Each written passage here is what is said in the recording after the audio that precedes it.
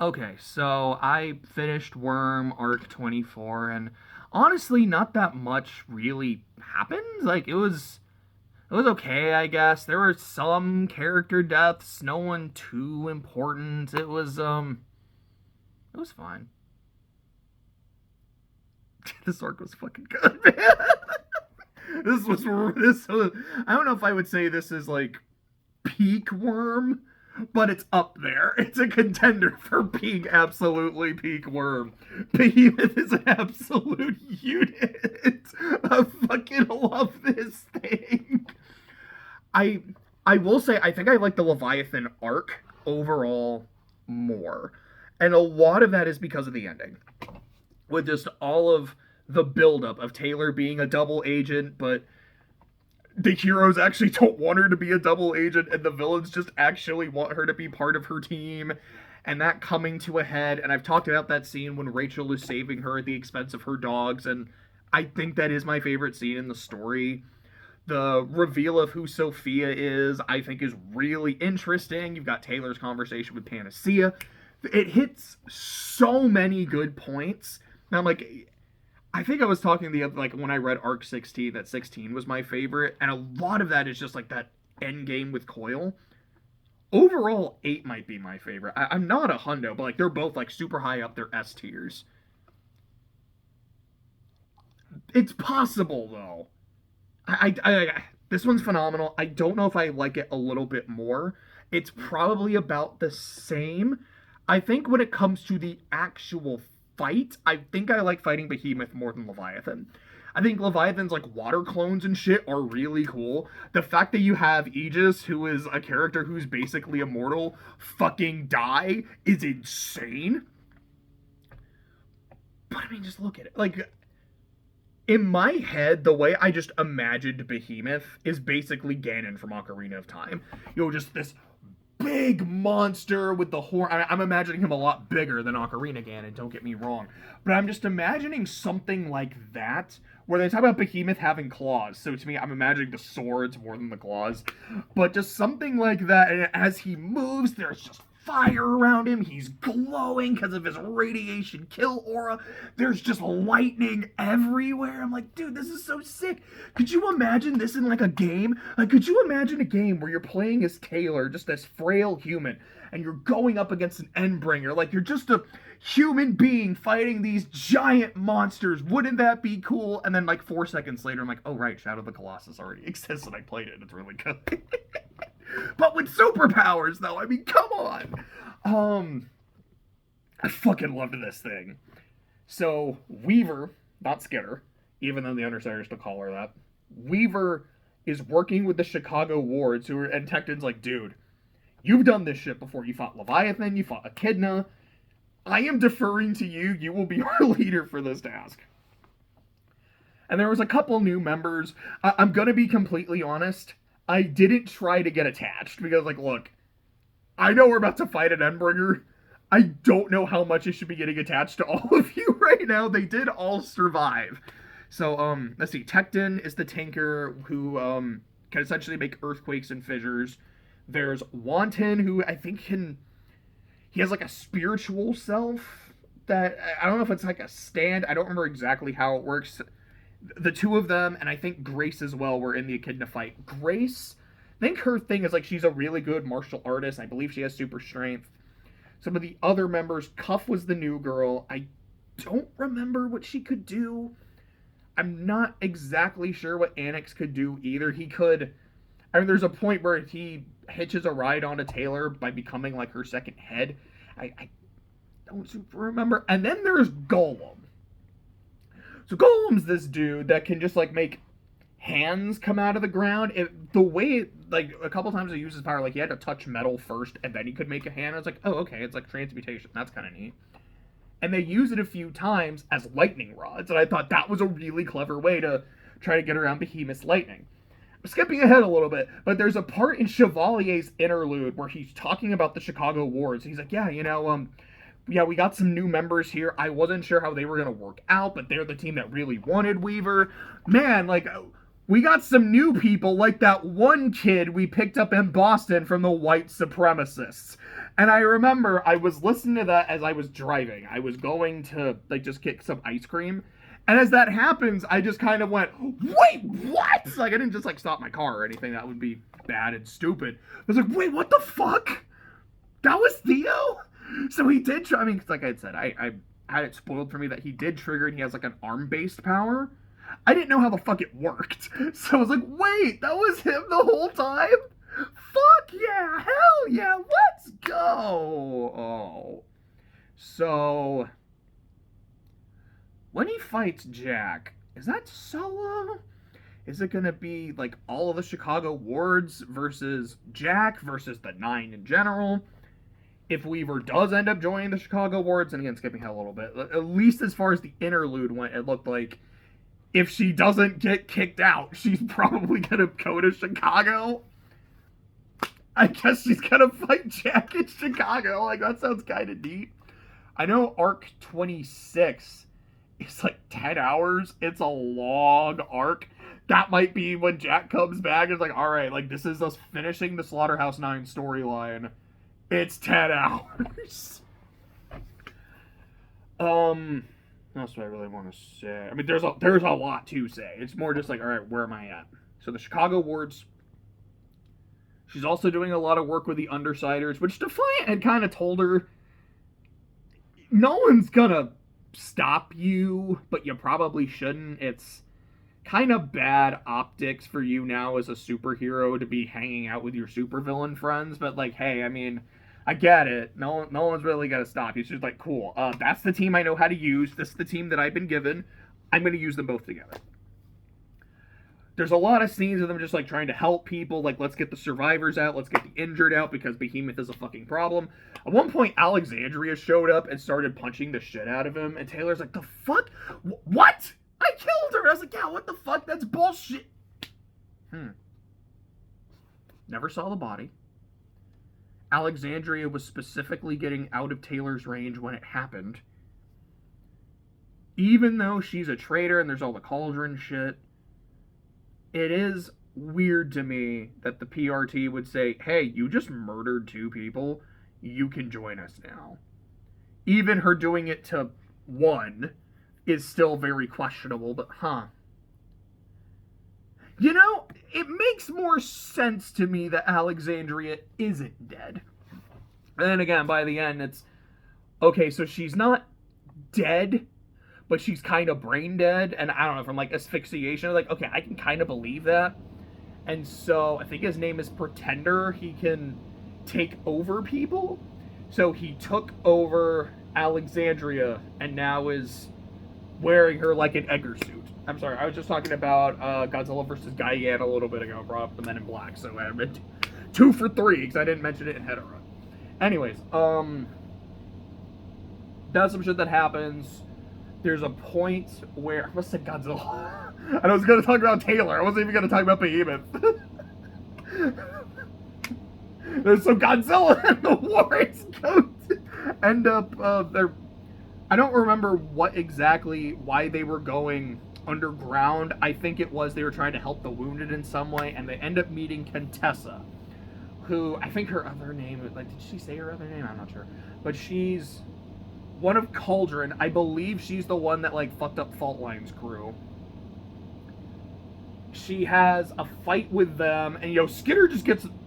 Weaver gets the bugs ready, like, no, you're part of Cauldron, this is on site, you're a fucking problem. And I think it's Tecton's like, hey, there's a truce, right, Weaver? No, fuck the truce. This bitch is a problem. This is Cauldron. Like, if you wait for them to break the truce, you'll fucking die. Wards, to me, let's go. And so they fight Contessa, which ends very quickly and very poorly for them. And she's like, okay, this is what my power does. I can see the path to victory. Like, I can see the possibility. And again, like, why is that so familiar to me? Like, I feel like this is something I watched, or I read, or I played, where there was a character who could do that, and, like, they could see all, like, the different lines and the different variables, like, all right, if I take this action, blah, blah, blah, blah, blah, okay, so I should do this instead. That might just be shit I'm making up, but it feels so familiar to me. It bothers me that I don't But anyways, she does say, I can see the path to victory, and then I just do it. And Taylor asks her, why don't you do that to the Endbringers then? Because my power doesn't work on them. I think they're just immune to it. And then she calls for Doormaker and teleports out of there and takes some people out, assumingly to get experimented on or whatever the fuck, so Weaver couldn't save them. But when Contessa leaves, Taylor's just sitting there thinking to herself, her power doesn't work on the Endbringers. Is that because they're immune like she says? Or is it because there's no path to victory? Oh, that's fucking sobering. After that, she ends up going to a rooftop and helping some people get down, helps them escape, makes a bunch of silk cords for them to slide down. It was a pretty fun scene. I liked it. There was this one dude who had baby faces on his costume and language barriers. I think he was speaking Portuguese, and he's like, I'm pregnant with my teammates, and Taylor's like, what the fuck? And I'm kind of thinking the same thing. But they escape. She goes and finds Tattletale, who's able to communicate with her via, no, she didn't have a phone with her, she was able to just write shit. And she tells her, number one, the Endbringers are here for a reason. If Behemoth is here, he has a target. It is not just, I'm here in India to fuck shit up. I am here for a specific mission. Number two, they're holding back. The Endbringers have always been holding back.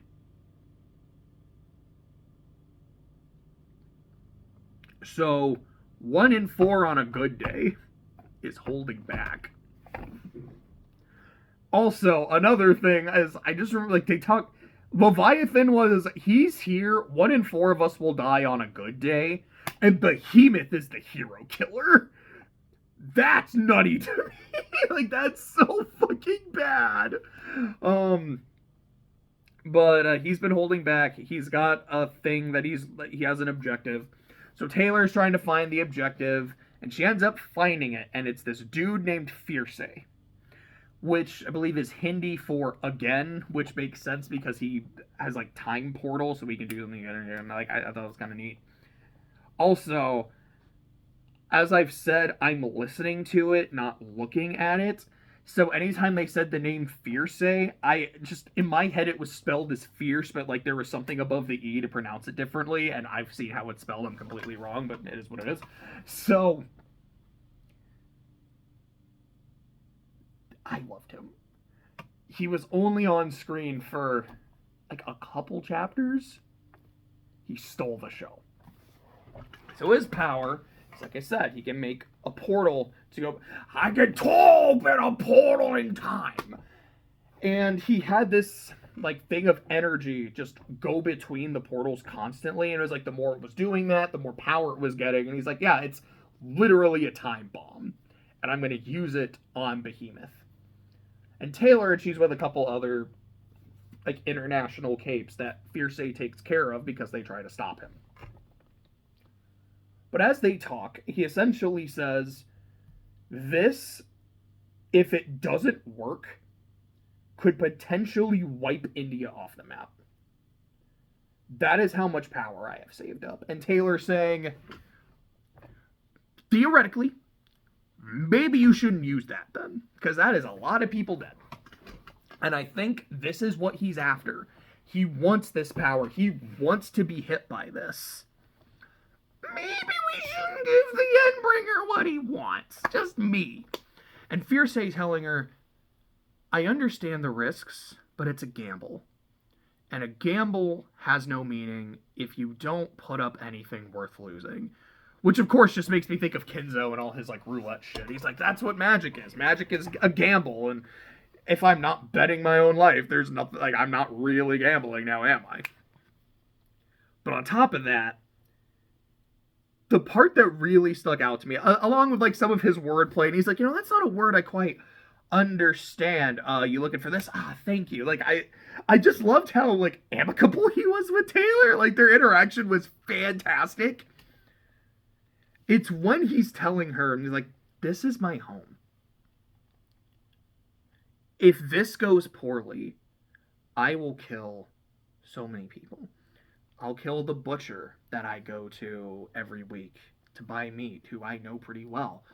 I'll kill my neighbor, who makes me smile every time I see her, and, like her kids. I'll kill my daughter. So many people that I know and I love that fill my life with joy. And their lives are worth it to kill Behemoth.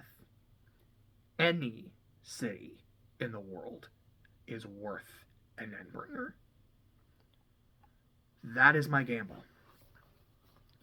If you want to stop me, I'll have one of my, like my associates will make it so that doesn't happen.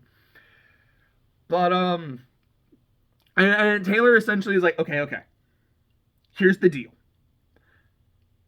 Let me go back and, like, tell people that this shit is happening. We can get people out of the area, and we'll see if we can distract him. Because if Behemoth is just waiting for it, this is not going to work. But if we can distract him and do some damage to him, you can capitalize on that, okay? Like, just, like, give me, like, 15 minutes. Okay, I like that. I can do that. I'll give you 15 minutes. But if it's clear you are not doing enough and he's coming to me too quickly, I have to let this go. Deal? Deal! So they gotta deal with that shit. And again, like in a video game sense, like I don't like time missions, but here you go. You got 15 minutes to like do enough damage to Behemoth.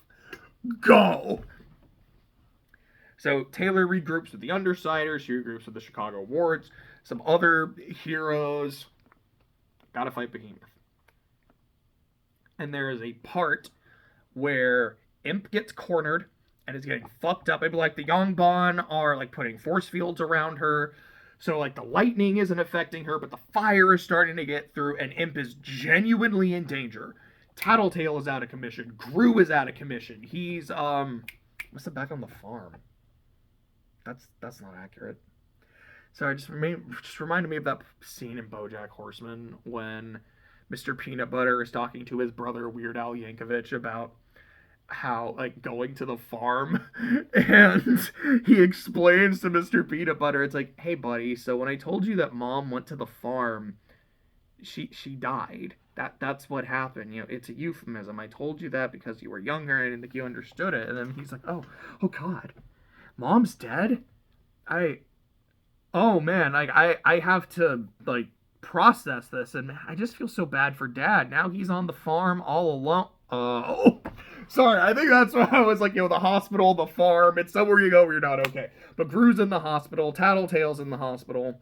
The rest of the Undersiders are there. Imp is not okay, and shit happening to Imp. Gru would have acted, but since Gru isn't there, it's Regent. Regent sees his best friend, the other half of his two brain cells, the girl he loves, if as much as Regent is capable of loving someone, he loves Aisha. And he's just, fuck it. And he gets up and he starts running. And Taylor is like screaming at him, Regent! And he ignores her. I don't remember exactly what he yelled at Behemoth. Something along the lines of like, hey, fuck Nugget. And is like running, trying to get his attention. Behemoth looks at him, shoots lightning, and he's dead. Just like no dying moments. I mean, it's a dying moment, but I mean, like, no, like in the arms of the woman he loves. No, like, final words to anybody. Just, I gotta save her and I'm gonna do it. And he is, I think even the narration says snuffed out. And that's not even, like, the end of the chapter. Like, you don't even really have a moment to think about it. Like, it happened and I was like, what the fuck? I need to rewind this. Yeah, he's just fucking gone. And then the chapter keeps going. Even Taylor's like, I'm not even sad about it yet. Like, I'm not even grieving. I'm still have to deal with shit. There is a scene a little bit later when she's talking to Rachel. She's like, Rachel, I need you to stay here with Aisha and make sure she's okay. Why do you want me to do it? Because I just need it to be you, okay? And Tecton is explaining to Rachel, it's like, okay, like your teammate just lost someone. This is what you do. You gotta listen. You gotta be there for. It's called active listening. And Taylor's just like, it's not gonna work on Rachel. Just stop. This is not gonna help. And when he's done, Rachel just looks at him. That's fucking retarded. Why would I do that? And then Tecton afterwards is like, I did my best and she called me retarded. Like, no. She wasn't saying it about you. Just the thing you were saying. I know it sounds the same. Trust me, I can explain later. Rachel, do this. Like, if one of your dogs was upset, how would you, like, what would you do for them? I don't know. Do it for Aisha, okay? Okay. Fierce, so like they end up doing, anyways, like Regent dies. They do damage control on Behemoth. Fierce's bomb goes off. It doesn't kill him, but it significantly damages it. It significantly fucks him up. But he's still alive and he's still kicking. So they end up going back to the hospital. Behemoth is on his way to the hospital. Taylor communicates with Tattletale. I don't remember what she had to say. But the group, oh, that's right, because like Gru and Tattletale are near each other, and they all go, and Tattletale sees everyone, doesn't see Regent, and then Taylor's like, she knows exactly what the fuck happened, and they have to tell Gru, who's like, I'm the team leader, and a teammate of mine died. If I was there, this maybe wouldn't have happened. This is on me, and Taylor's like, it's not on you. Taylor, shut the fuck up. It's on me. I'm the leader. You don't get to say what is on me and what isn't on me when you left the team. Gru, I know I left the team, and that's why you can't say it's on you, because it's on me too. And they all just have this moment where they grieve the loss of their friend. Even Taylor's like, how do you grieve someone like Regent? Like, he's my friend. I'm sad that he's gone, but I never knew him. Like, I'm besties with besties with me. I'm besties with Lisa. I was dating Brian. I've got this weird intimate friendship with Rachel. I mean, Aisha is Aisha, but I'm at least close to her via Brian, but I was never that close to Regent. Regent never let anyone in. And now I'll never have that chance to really get to know him. Maybe I should have tried harder to get to know him. I don't know. I guess some friend I was, some leader I was, but there's only so much you can do when someone doesn't try back. Huh. I think that's more or less how Taylor's story ended, and then you get the interludes. The first is Chevalier, and his interlude, you get some backstory where he was in a car accident with him, his mom, and his brother, which was set up by kidnappers who took him and his brother, and I think it was during the accident is when he triggered, and he became a vigilante to try and stop the people, like the kidnappers, and save his brother. I don't know if he saved his brother. I don't remember if it's said. The part I really remember is he got the leader of the kidnappers, and Alexandria found him, and she was like, tell you what, kiddo, do whatever you want. But here's the thing. If you let him go, I'll let you join the wards. If you kill him, you have to go to jail. But if you want to, I will let you kill him. And I think it was Alexandra, or like Chevalier was telling that story, like when he joined the ward, like the first ward team in America, and Miss Militia was there, Ohana, and apparently like they started dating. Also, there was the mouse girl. I'm like, I know you.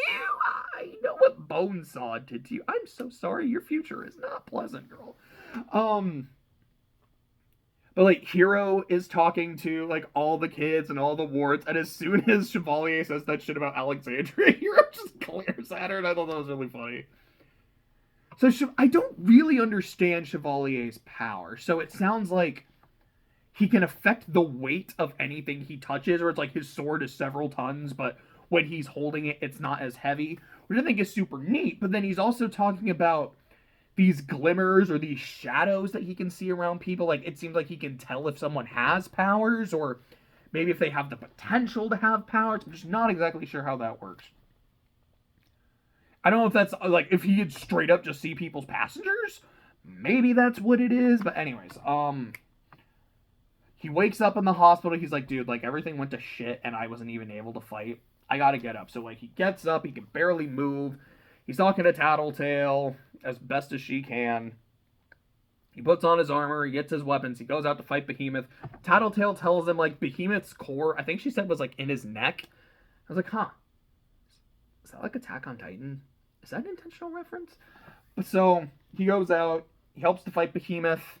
He's like, damn, Behemoth looks fucked up. What did they do to him? Also, how is it still moving? He's able to kind of do some damage, but he's not okay. He's on his last legs. And then, from above, comes Scion. And earlier in Taylor's part, people are like, dude, where the fuck is Scion? Where the fuck is Scion? Dude, Scion went to the other part of the world. It's like he's trying not to be here.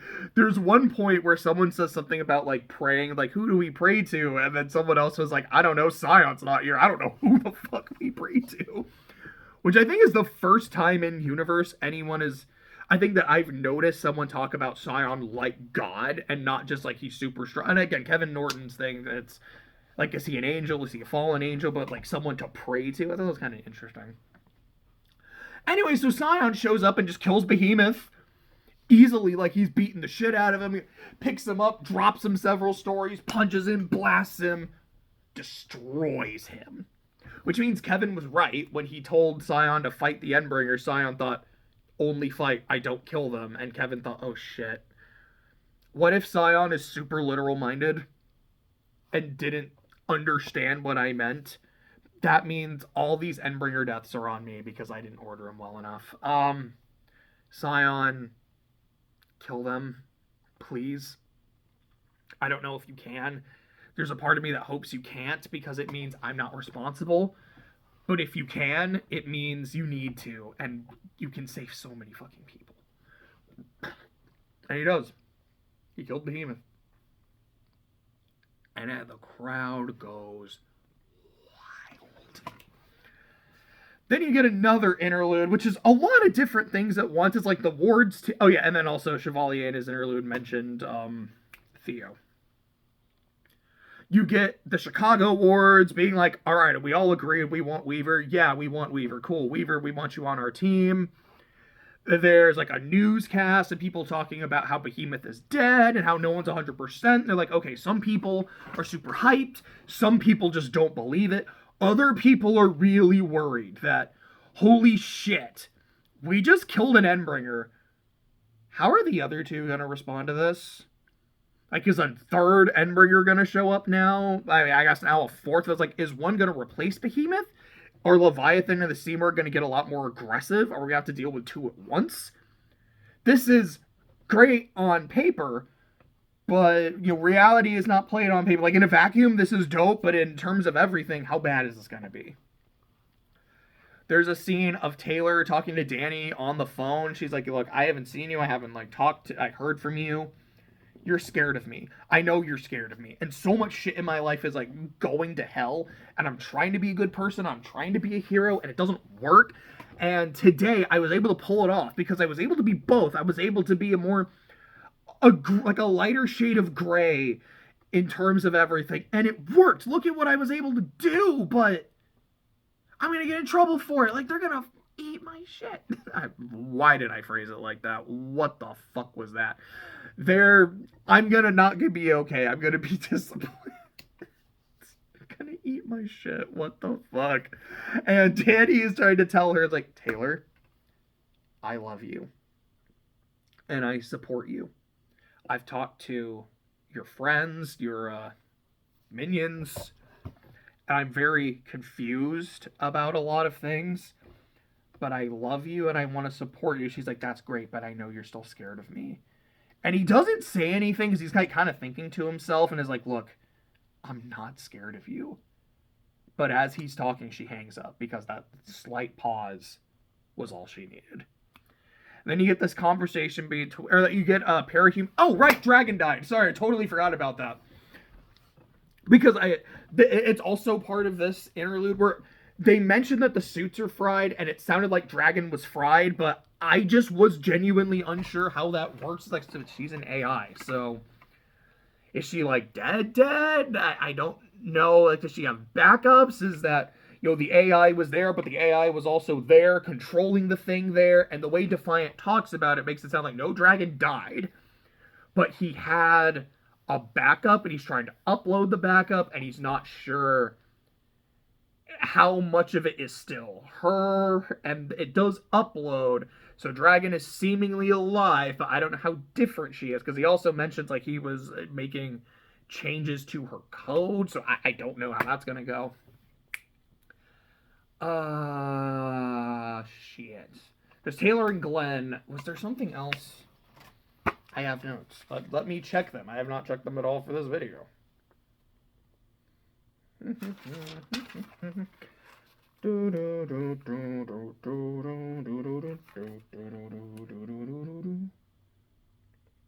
Yeah, the only other thing, I didn't even write the Defiant Dragon part down. Whoops. The only other part I really remember is Glenn.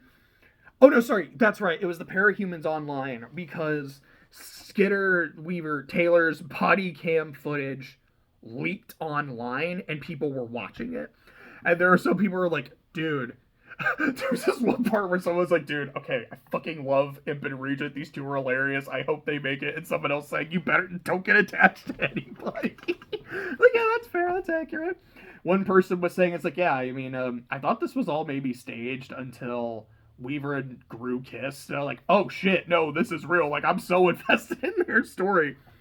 And you get this conversation between Glenn and Taylor. And Glenn telling her, yes, I leaked that footage online.